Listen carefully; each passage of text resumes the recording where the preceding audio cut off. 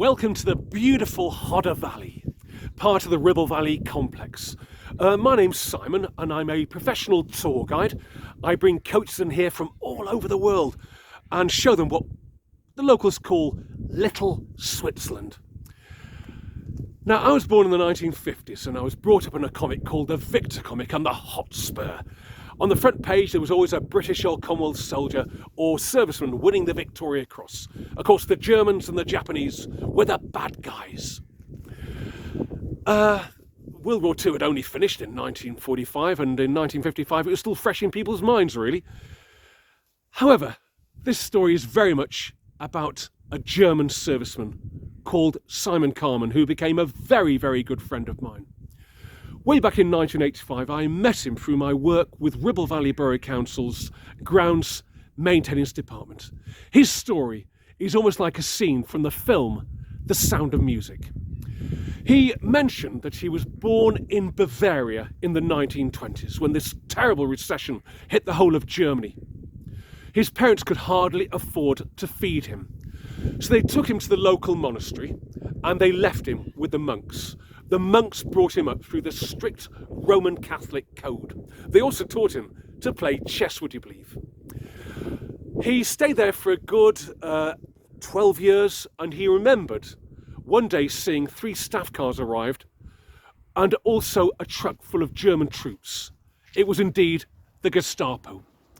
They arrested all the senior priests and senior monks, and they were sent to concentration camps.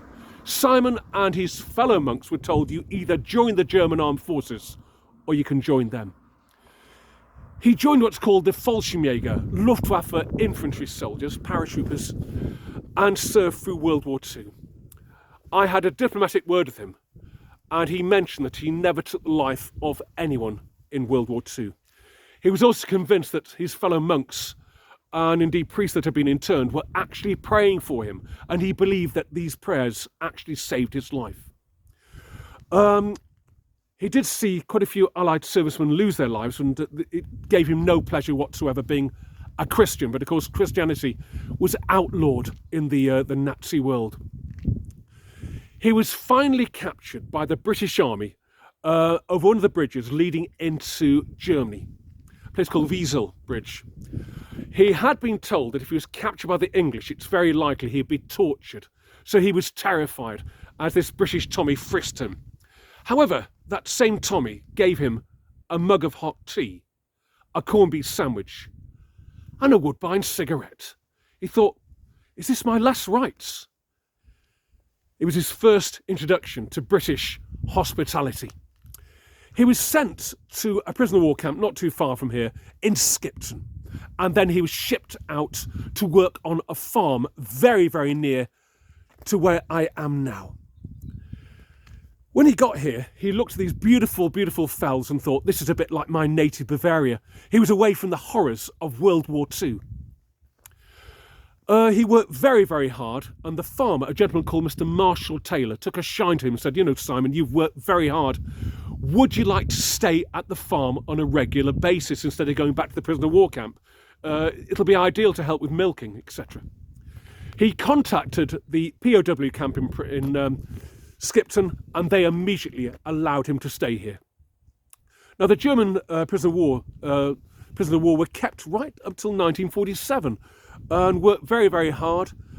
And in 1947, he was repatriated. But when he got back to his native Bavaria, would you believe, he got homesick, and he thought, I really miss England and the Hodder Valley. He wrote to Marshall Taylor, and he gratefully said, yes, you can come back as a free man. And that's exactly what he did do. Working away, bringing sheep into the world, but also getting a reputation for being an exceptionally hard-working lad. I had the great pleasure of meeting him in 1985 at Ribble Valley Borough Council's Parks and Gardens Grounds Maintenance section. And he became a very, very close friend, an extremely close friend. Sadly, he died at the age of 70. But his funeral was extremely well attended by a lot of people. You could say that Simon became an honorary Englishman, a bit like that famous Manchester City goalkeeper, Bert Troutman, who also was a Fallschirmjäger, a Luftwaffe parachutist. But I must say that he certainly picked a lovely part of the world to come to, that's for sure, really.